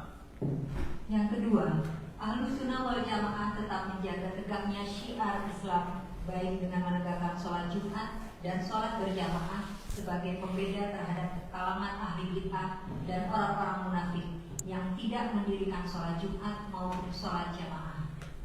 Maksudnya mereka Jumatan sendiri, bukan dengan kaum muslimin. Mereka sholat berjamaahnya sendiri, menyempal dari kaum muslimin. Itu maksudnya. Tsalitsan, wa min sifati, makanya kalau ada pengajian yang sembunyi-sembunyi, masuk ke tempat pengajiannya tutup mata, ya. Ya, ini kemudian ngaji di tempat gelap, ya. Nah, ini banyak yang seperti ini. Nah, maka itu menyimpang dari ajaran Ahlussunnah wal Jamaah. Tsalitsan, wa min sifatihim qiyamuhum bin nasihah li kulli muslimin والتعاون على البر والتقوى عملا بقوله صلى الله عليه وسلم الدين النصيحة قلنا لمن يا رسول الله قال لله ولكتابه ولرسوله ولأئمة المسلمين وعامتهم وبقوله صلى الله عليه وسلم المؤمن للمؤمن كالبنيان يسد بعضهم بعضا. Nah. Yang ketiga, memberikan nasihat bagi setiap muslim, bekerja sama dan tolong-menolong dalam kebajikan dan takwa sebagaimana sabda Nabi Muhammad SAW. Agama itu nasihat. Kami bertanya, untuk siapa? Beliau menjawab, untuk Allah, kitabnya, Rasulnya, dan para imam kaum muslimin serta kaum muslimin pada umumnya. Hadis riwayat Muslim 2/36 Syarah Nawawi. Orang mukmin bagi orang mukmin yang lain bagaikan satu bangunan yang satu sama yang lain saling mengokohkan. Hadis riwayat Bukhari 4/6026, Muslim 16/139 Syarah Nawawi. Taib. Ini perhatikan Bu, saling memberi nasihat. Tapi ingat, jangan terlalu sering curhat. Curhatnya hanya boleh kepada siapa? Allah. Amalkan itu Ibu. Ya, amalkan. Apalagi mencurhatkan suami. Jeng, suamiku gini loh, Jeng. Jangan. Ya, aib suami dibongkar di tengah para istri. Gak boleh Ibu. Dan ini kejadian nyata, subhanallah. Saya memperhatikan sebagian bahkan istri ustaz cerita tentang ustadznya, sampai istri-istri yang lain yang tidak terbiasa menceritakan tentang suaminya dipaksa, ayo ceritakan gimana ustadz fulan suamimu. Ini apa-apaan, ini nggak boleh. Ya, ini tidak boleh. Curhat hanya kepada siapa Ibu? Yang tugas kita lah memberi nasihat, tapi curhat nggak boleh kecuali hanya kepada Allah Subhanahu wa taala. Nah, rabi'an, wa min sifatim thabatuhum fi mawaqif al-imtihan wa dhalika bis-sabri 'inda al-bala wa syukri 'inda ar-raja wa ridha bimurril qada. Naam. Yang keempat, mereka tegar dalam menghadapi ujian-ujian dengan sabar ketika mendapat cobaan dan bersyukur ketika mendapatkan kenikmatan dan menerimanya sesuai dengan ketentuan. Nah, ini Ahlussunnah Bu. Kalau dapat ujian sabar, Dia yakin ini sudah tertulis 50.000 tahun sebelum penciptaan langit dan bumi. Lisannya dia jaga, perasaannya dia jaga, anggota tubuhnya dia jaga. Jangan sampai linglung. Kalau seandainya dia stres dengan masalah, berarti belum ngaji nih. Atau ilmunya belum sampai ke dalam kolbunya. Ya, ini pahami baik-baik, Bu. Sebagian orang sudah lama ngaji. Coba MT Kamil berapa lama sudah? Berapa tahun ini, Bu? 4 tahun. Oke, 4 tahun. Aturan benar-benar sudah rasikh iman. Dalam imannya tentang takdir kepada Allah Subhanahu wa taala. Ini sudah tertulis 50.000 tahun sebelum penciptaan langit dan bumi. Apa yang terkena kepadamu dan memang takdirmu tidak akan pernah meleset. Apa yang belum engkau dapatkan karena memang belum takdirnya tidak akan pernah engkau dapatkan. Itu sudah benar-benar mendarah daging sebenarnya. Ya, tidak boleh orang putus asa, patah semangat, stres kalau ngaji. Enggak. Dia hanya bisa mengucapkan qaddarallahu ma syaa fa'al. Inna lillahi wa inna ilaihi raji'un. Alhamdulillah ala kulli hal. Sering-sering ucapkan itu kalau dapat musibah. Ya, ini ibu-ibu. Alhamdulillah ala kulli hal. Qaddarallahu ma syaa fa'al. Inna lillahi wa inna ilaihi raji'un. Begitu orang yang ngaji. Ini sebagian kadang sudah ngaji lama, jilbab lebar, bercadar, bahkan pakai sarung tangan, tapi giliran dapat musibah langsung seperti orang awam. Bahkan lebih buruk daripada, lebih rendah imannya daripada orang awam yang belum pernah duduk di majelis ilmu. Ini ibu-ibu, yakini baik-baik. I'lam annama asabat lam yakun liyukhti'ak wa ma akhta'ak lam yakun liyusibak. Ketahuilah, apa yang menimpamu, maka kalau itu sudah takdirnya tidak akan pernah meleset. Apa yang belum menimpamu, karena belum takdirnya tidak akan pernah kamu dapatkan. Seberat apapun ujiannya, dia hanya bisa mengatakan inna lillahi wa inna ilaihi raji'un. Qaddarallahu ma syaa. Alhamdulillah ala kulli hal. Saya pernah, Bu, punya laptop Casio mereknya, Casio orang. Ya. Waktu itu anak saya Abdullah Suraya masih umur berapa? 2 tahunan, 3 tahunan. Mereka dia mungkin lihat ibunya bikin adonan kue, mecahin telur. Ibunya sedang tidur di kamar, kemudian dia mecahin telur. Semua telur ya, dia adon di atas karpet. Kemudian laptop saya yang Casio tadi dia lap dengan air. Ya, nangis habis-habisan karena itu laptop kerja untuk satu-satunya, tidak ada biaya waktu itu ya. Maka saya bilang qaddarallahu ma syaa fa'al. Untuk apa menangis? Sudah cukup. Itu takdir Allah 50.000 tahun sebelum penciptaan langit dan bumi. Seperti misalkan ada seorang curhat, jamaah dari Raja TV ingin curhat, Ustadz saya ingin curhat, anak saya utus dari daerah ke Jakarta untuk kuliah ternyata berzina. Maka saya katakan, Pak, jangan marahin anaknya, rangkul anaknya, ucapkan inna lillahi wa inna ilaihi raji'un, qaddarallahu ma syaa fa'al. Anaknya butuh sekarang rangkulan seorang orang tua. Begitu orang beriman, penuh dengan keyakinan, penuh dengan kesabaran, keteguhan. Begitu. Yang namanya ngaji itu gitu, Bu. Ini sebagian gini, Bu. Ini saya nasihatkan. Sebagian ada orang mengatakan gini.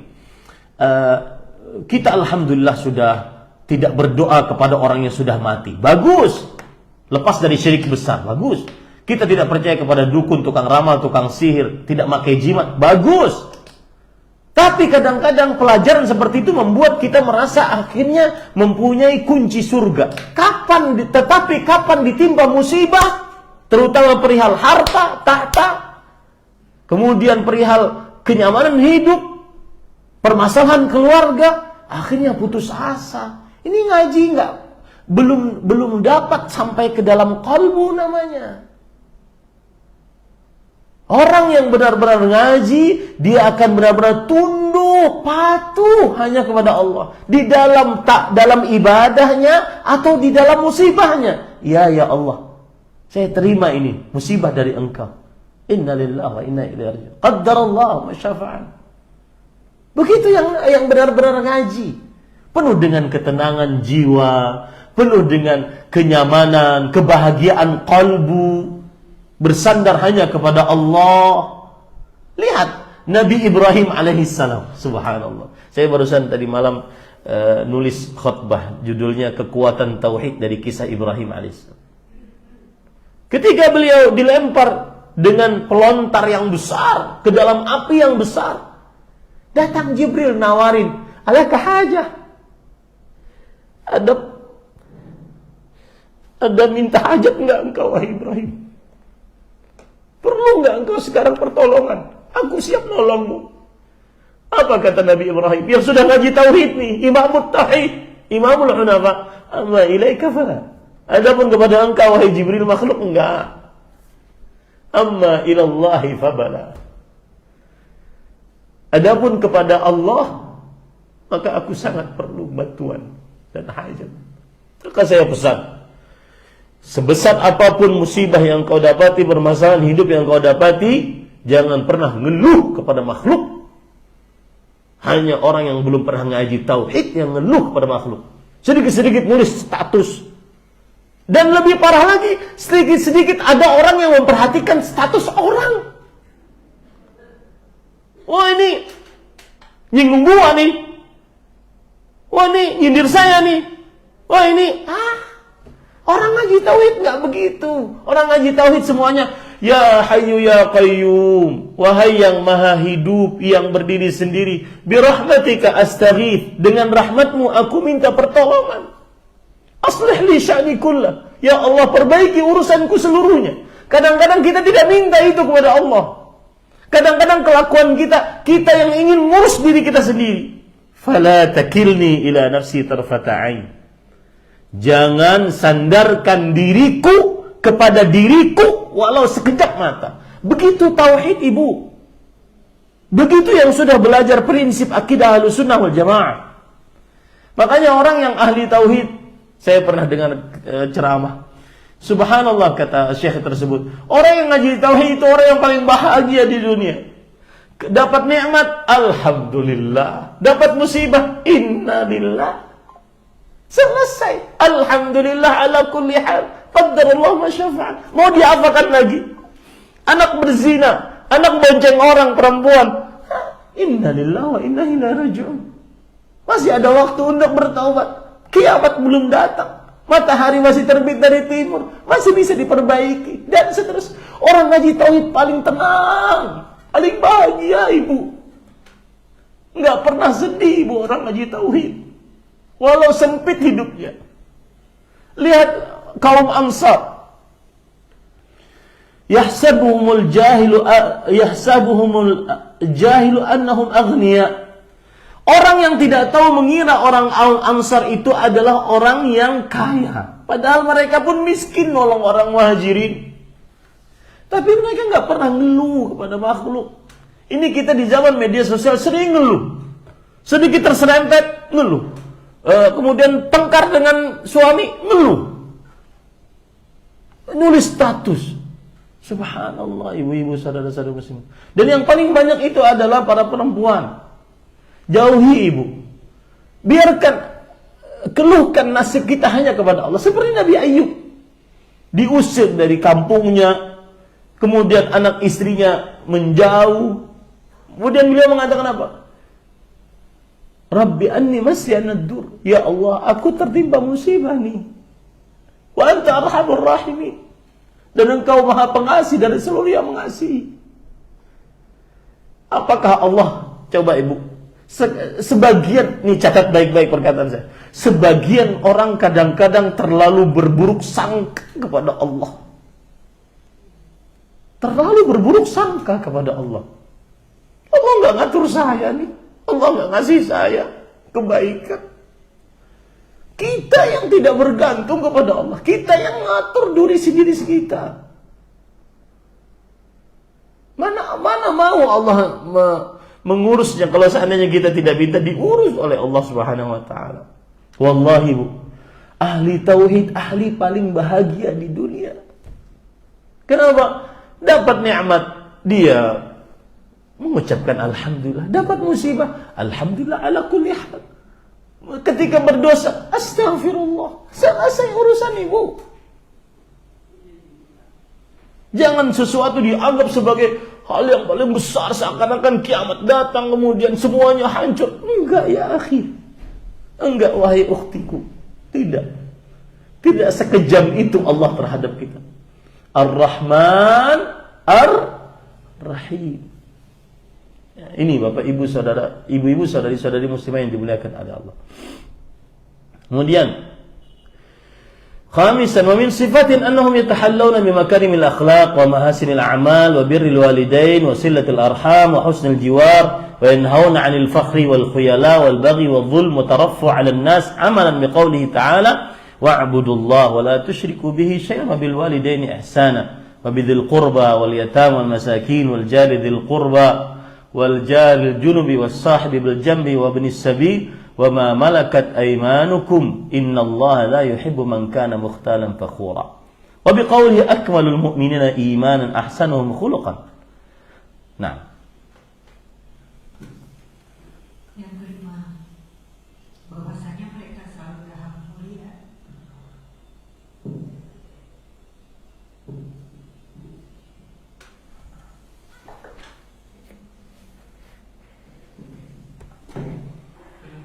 Bahwasanya mereka selalu berakhlak mulia dan beramal baik, berbuat baik kepada orang tua, menyambung tali persaudaraan, berlaku baik dengan tetangga, dan mereka senantiasa melarang dari sikap bangga, sombong, zalim, sesuai dengan firman Allah dalam surat An-Nisa ayat 36. Sembahlah Allah dan janganlah kamu mempersekutukannya dengan satu apapun, dan berbuat baiklah kepada dua orang ibu bapak, karib kerabat, anak yatim, orang miskin, tetangga yang dekat dan yang jauh, teman sejawat, ibnu sabil dan hamba sahayamu. Sesungguhnya Allah tidak menyukai orang-orang yang sombong lagi membanggakan diri. nah, lanjut. Yang paling sempurna imannya di antara kaum muslimin adalah yang baik akhlaknya. Hadis riwayat Ahmad nomor 7396, Tirmizi 3/1162, Abu Daud 5/4682 dan Al-Haythami nomor 13/11/1926. Kita memohon kepada Allah. Baik, Ibu. Yang kelima, nah ini penting Ibu. Terutama urusan lisan. Orang yang sudah ngaji tauhid, lisannya harus benar-benar dijaga. Ya. Lihat ayat yang pertama, wa'budullah. Beribadahlah kepada Allah. Bu, yang dimaksud dengan ibadah bukan hanya sekedar kita sholat, puasa, zakat, haji, enggak. Ibadah di sini ketundukan, kepatuhan. Contoh tadi Ibu, ketika kita diperintahkan untuk beribadah kepada Allah, termasuk ibadah adalah kita mengimani itu takdir Allah, kemudian kita bersabar kepada itu ibadah kepada Allah. Sebagian orang mengira bahwa ibadah itu adalah banyak-banyak sholat saja, banyak-banyak puasa saja, banyak-banyak baca Quran saja. Enggak. Ibadah itu artinya ketundukan, kepatuhan. Penghinaan diri kepada Allah Subhanahu wa taala. Maka saya nasihatkan untuk diri saya pribadi bahwa orang yang sudah ngaji tauhid semestinya akhlaknya paling baik, tidak sombong, tidak menyebar fitnah, tidak berkata kasar kepada orang, sangat penyantun, dermawan sekali. Kenapa? Karena dia tahu bahwasanya Allah pasti maha kaya atas ini. Dan itu bentuk kepatuhan dia kepada Allah. Ingat Bu, ketika Allah berfirman wa'budullah, beribadahlah kalian kepada, itu umum, bukan hanya sholat, puasa, zakat, haji, baca Quran, bukan. Tetapi ketundukan yang benar-benar mutlak hanya kepada Allah. Sabar saat dapat musibah, bersyukur saat dapat nikmat, tidak sombong. Sabar saat dapat musibah, tidak putus asa. Kemudian ketika melakukan dosa beristighfar. Begitu yang namanya ibadah. Sebagian orang menganggap bahwasanya, saya sudah lama sholat malam, saya sudah lama puasa, zikir, saya sudah lama. Bahkan kadang-kadang senyummu di hadapan orang lain saat bertemu dengan orang lain itu bisa mengalahkan orang yang sholat semalaman suntuk, puasa sepanjang hari.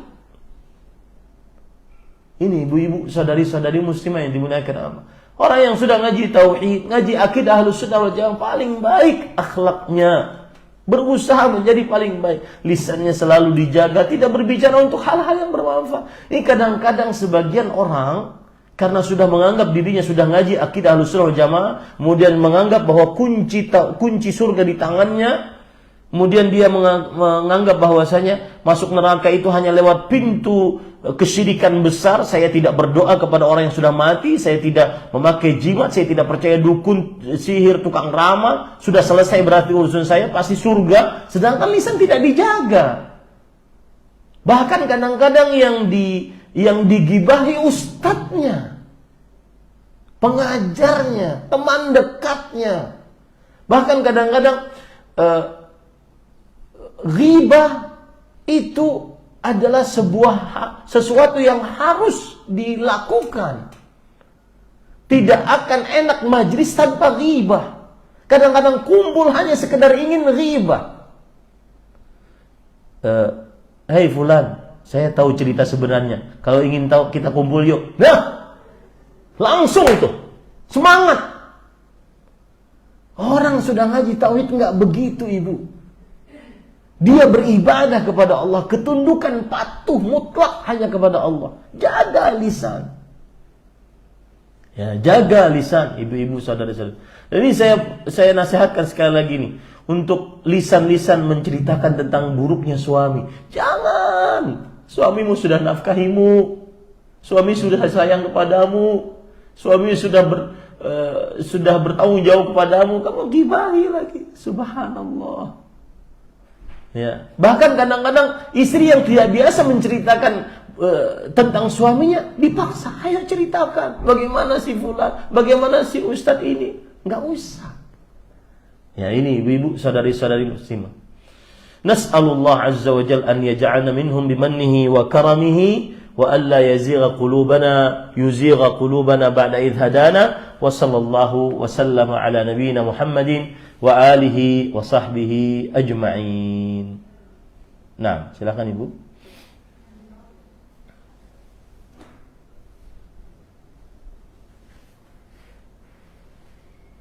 Kita memohon kepada Allah Subhanahu wa taala agar berkenan menjadikan kita semua bagian dari mereka dan tidak menjadikan hati kita condong kepada kekafiran setelah diberi petunjuk atau hidayahnya. Dan semoga salawat serta salam terlimpah kepada Nabi kita Muhammad SAW, keluarganya beserta sahabat-sahabatnya. Amin. Ibu, perhatikan baik-baik. A'zamul karamati luzumul istiqamah. Keramat yang paling afdal adalah istiqamah setelah dapat hidayah. Mudah-mudahan kita semua diberikan petunjuk oleh Allah Subhanahu wa taala.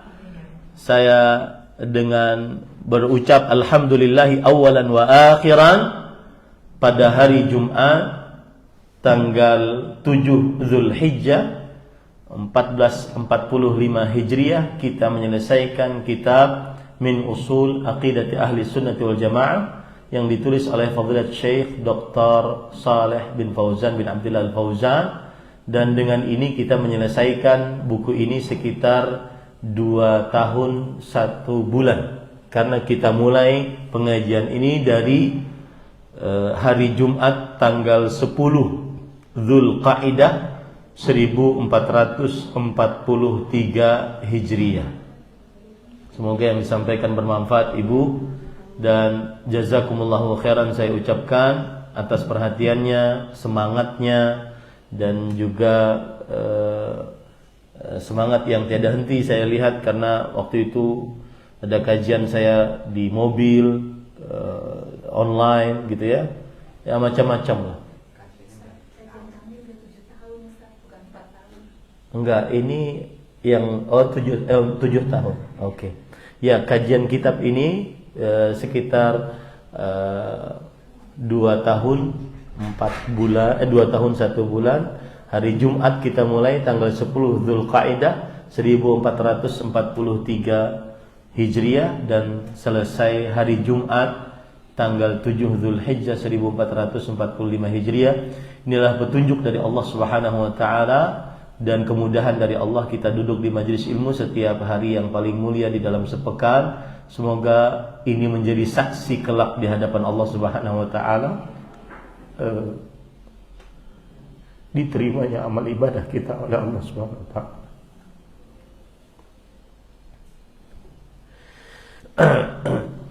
Baik. Apakah keputusan hakim dapat menghapus dosa seseorang kriminal pelaku dosa besar dengan masa hukuman tertentu? Maka jawabannya adalah al-qisas jawabir wa zawaj. Yang namanya hukum qisas, baik itu yang ada dalam Al-Quran atau dengan keputusan hakim, itu adalah penutup dosa dan juga pemberi peringatan keras terhadap kaum muslimin. Semoga kalau seandainya dia diberikan hukuman, kemudian dia bertobat, diampuni dosa-dosanya. Wallahu a'lam. Sebagaimana diperintahkan bahwa kita harus taat kepada Allah dan taat kepada Rasul sallallahu alaihi wasallam dan ulil amri, maka apakah jika ulil amri yang kita ketika mengambil atau memutuskan suatu kebijakan tanpa merujuk kepada Al-Quran dan Sunnah bisa kita mengikutinya? Tidak boleh taat kepada pemimpin yang memerintahkan kepada maksiat, nggak boleh. Ya, la ta'ata li makhluqin fi ma'siyatil khaliq. Tidak boleh taat kepada makhluk dalam perihal bermaksiat kepada Allah. Ini kalau pemimpinnya memerintahkan kepada maksiat, ya nggak boleh taat. Tetapi tidak boleh taatnya kita bukan berarti kita memberontak. Itu dua hal yang beda. Ini sebagian orang adalah ketika ada pemerintah memerintahkan kepada maksiat, maka dia langsung memberontak. Ini salah. Tidak boleh taat kita dalam perihal maksiat yang diperintahkan oleh pemimpin. Tetapi jangan memberontak.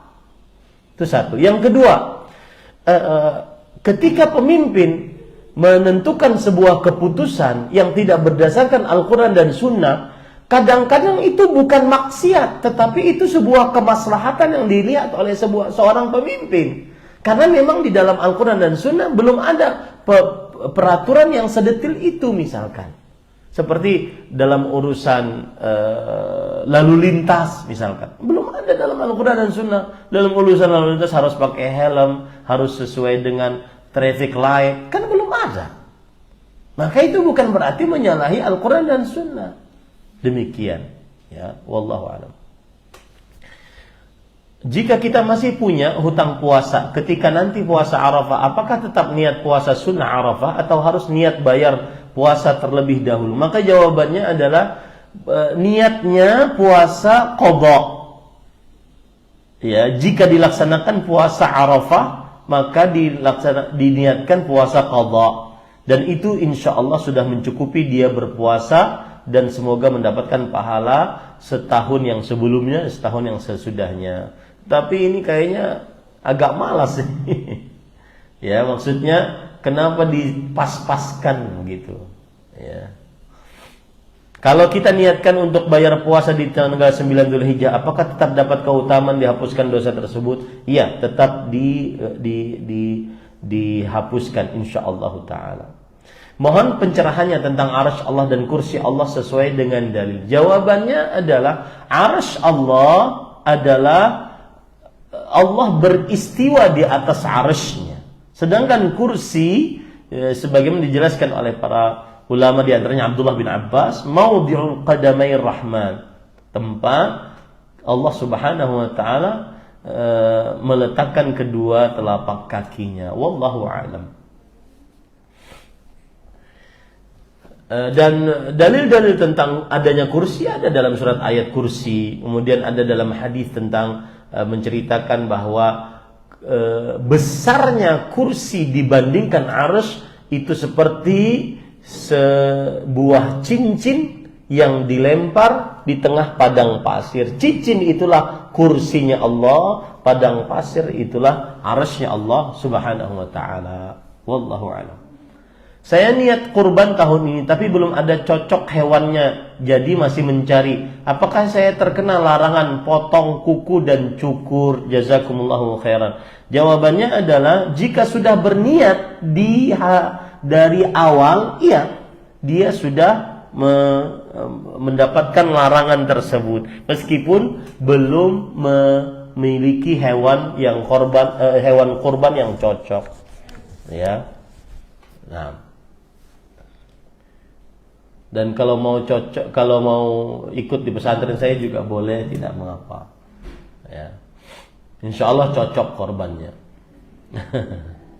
Ya, karena kita masih satu sapi lagi tersisa. Kasihan para warga di sana. Jika berkurban biaya potongnya dipatok keterlaluan mahalnya, apakah itu boleh Ustaz? Sementara di masjid sebelahnya lebih murah. Bukannya pelit tapi matoknya kemahalan.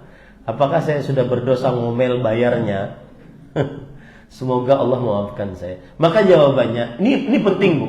Fikih saat berkurban salah satunya kata Rasulullah SAW, fatibu biha nafsan. Lapang dadalah, senanglah saat berkurban, jangan ngomel.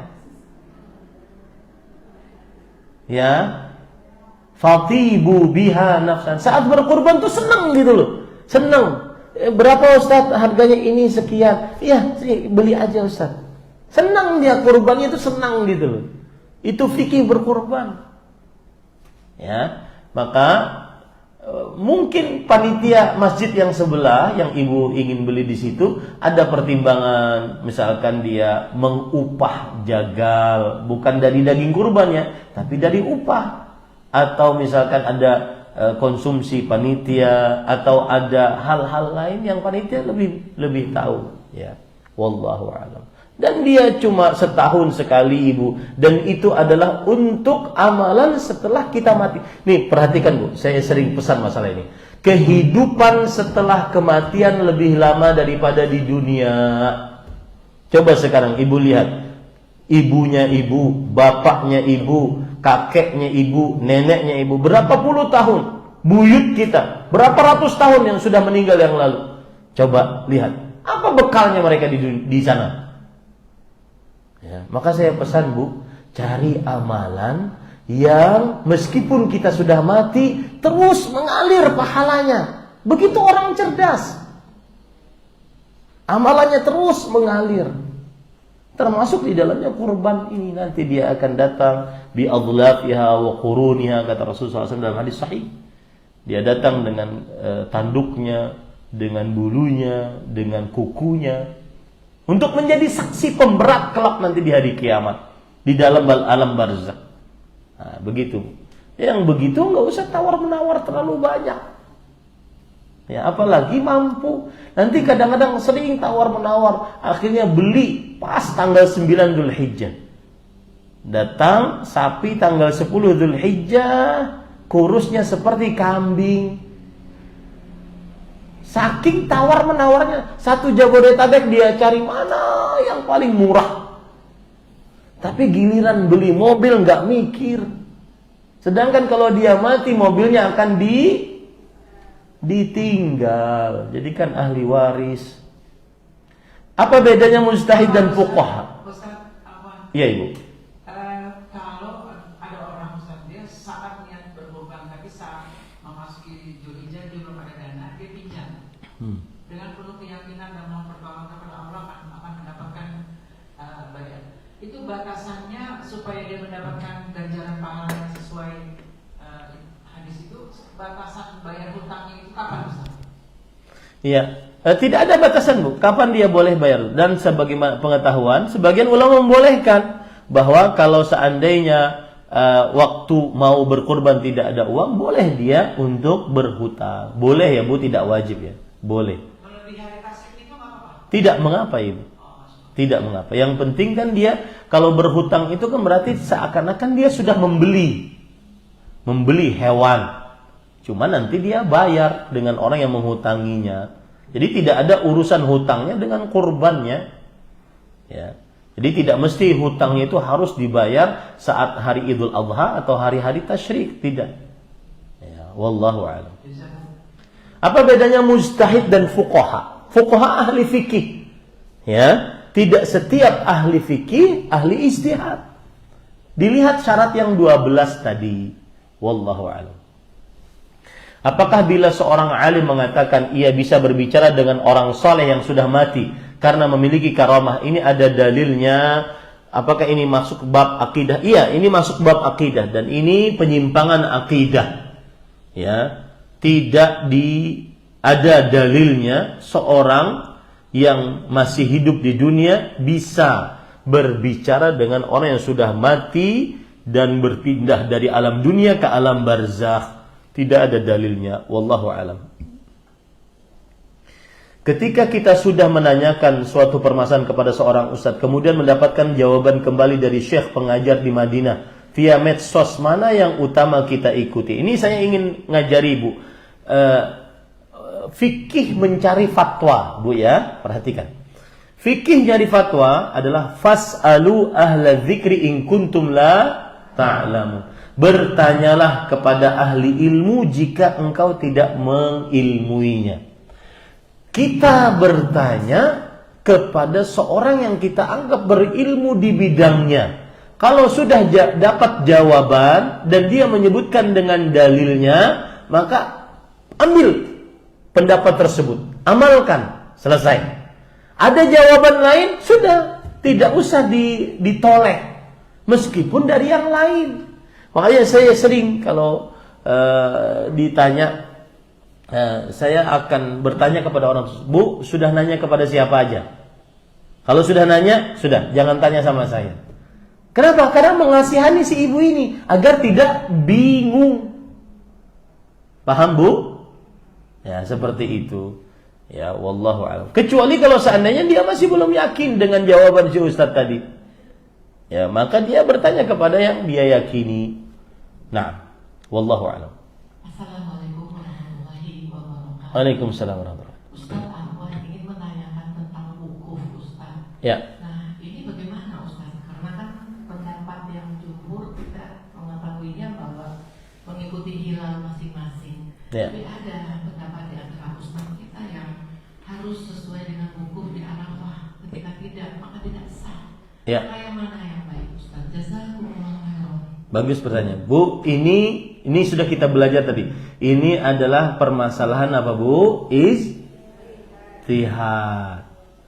Meskipun ustadz yang mengatakan harus wukuf di Arafah, kalau seandainya tidak ikut wukuf di Arafah tidak sah, maka meskipun itu pendapatnya agak keras, jangan takut.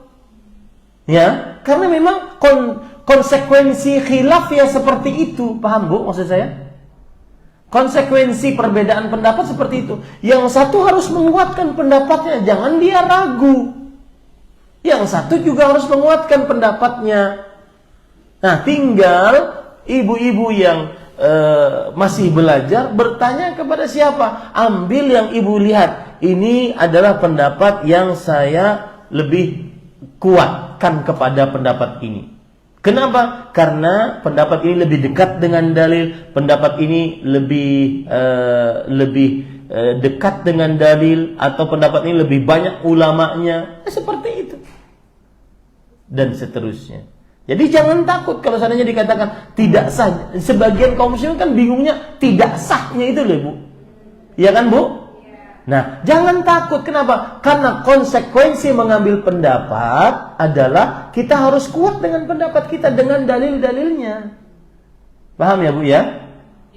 Dan tetap itu sebagai sebuah khilaf yang ijtihadi.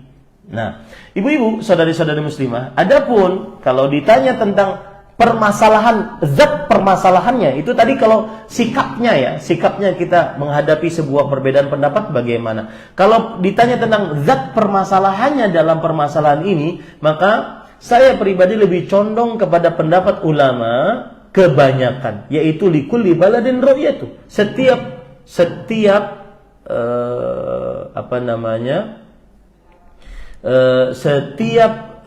negara sesuai dengan pendapatnya, penglihatannya masing-masing, ya, sesuai dengan penglihatannya masing-masing. Nah, ini saya akan tuliskan beberapa tulisan saya kirimkan ya ke ibu-ibu, nanti mudah-mudahan bisa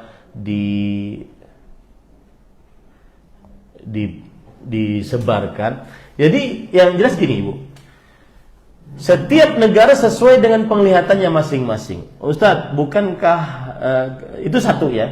Dan itu kebiasaan dari mulai zaman para sahabat. Dalam hadis riwayat Muslim dari Quraib, beliau ikut puasa di Syam pada malam Jumat, di Madinah pada malam Sabtu. Kemudian beliau di akhir Ramadan pindah ke Madinah, dan Abdullah bin Abbas mengatakan kami tetap berpuasa dari malam Sabtu. Ini menunjukkan bahwa antara Madinah dan Syam beda, penglihatan beda juga mulai puasanya. Itu satu. Yang kedua, Islam itu adalah agama yang universal. Dahulu sebelum adanya medsos,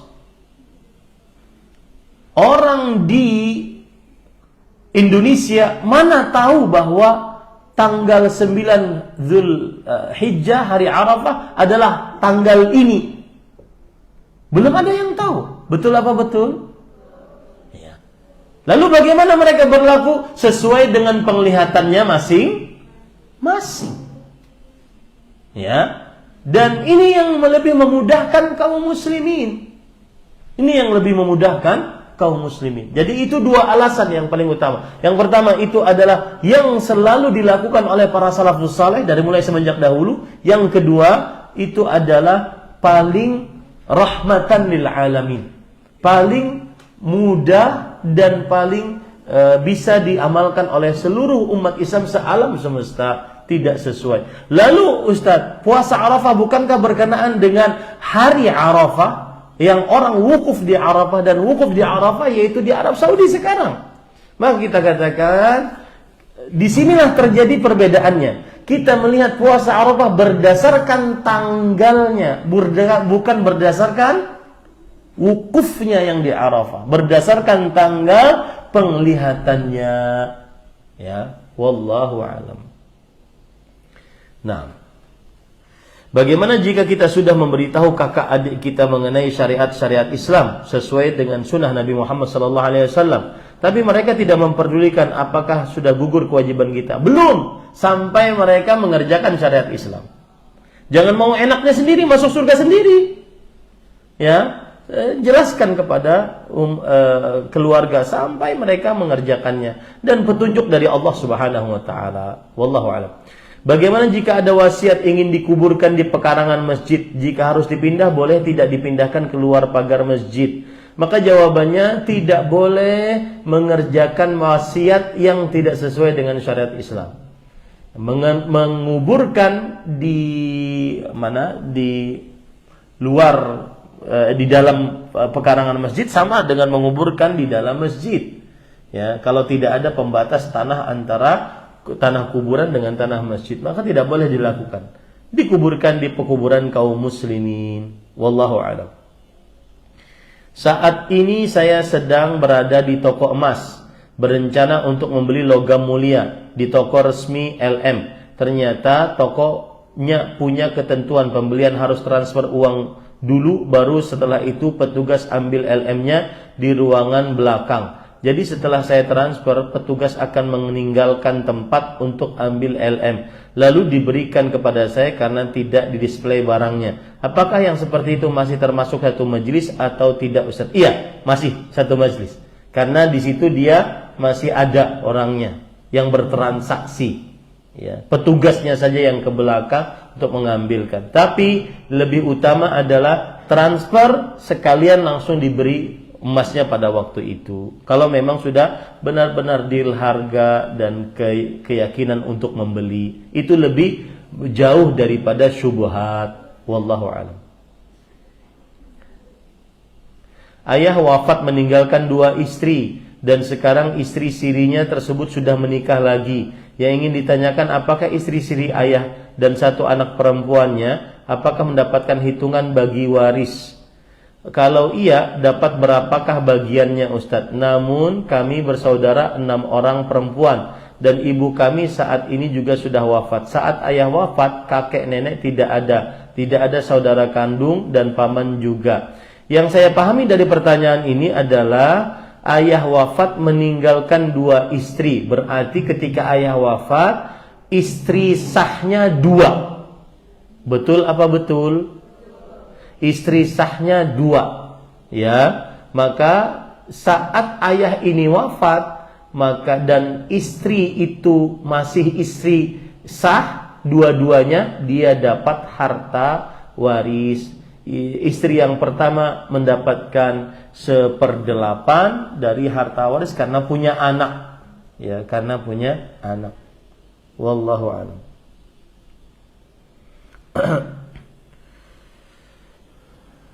Apakah aksi bela Palestina bagaikan Mu'tazilah atau seperti Mu'tazilah? Yang mana dulu nih aksi bela Palestinanya? Saya tidak mau membicarakan yang lain-lain. Ingin membela Palestina, belalah dengan doa. Itu yang kita mampu sekarang, Ibu. Bukan dengan demo. Ya, bukan dengan demo. Belalah dengan doa, belalah dengan sedekah. Itu yang kita mampu sekarang. Wallahu a'lam. Nasihat bagi Allah dan bagi Rasulnya, bagi pemimpin kaum muslimin. Apa maksudnya? Nasihat bagi Allah maksudnya mengerjakan hak-hak Allah. Beribadah, taat kepada Allah, menjauhi maksiat yang dilarang oleh Allah. Nasihat bagi Rasulullah mengerjakan hak-hak Rasulullah, yaitu mengerjakan ibadah sesuai dengan sunnah, menjauhi perbuatan bid'ah, mengerjakan apa yang diperintah oleh Rasul sallallahu alaihi wasallam, menjauhi apa yang dilarang oleh Rasul sallallahu alaihi wasallam. Nasihat bagi pemimpin kaum muslimin maksudnya adalah apabila kaum muslimin melakukan kesalahan, maka dinahi mungkar atau diamar ma'ruf. Itu maksudnya. Wallahu a'lam. Sebelum terakhir, suami kurban sapi di kampung saya. Karena kebiasaan di situ potong sapi untuk bertujuh. Jadi saya ikutan nama-nama 4 saudara saya. 3 bagian untuk suami saya. Apakah boleh seperti itu? Apakah suami saya tetap dapat pahala berkurban 1 sapi?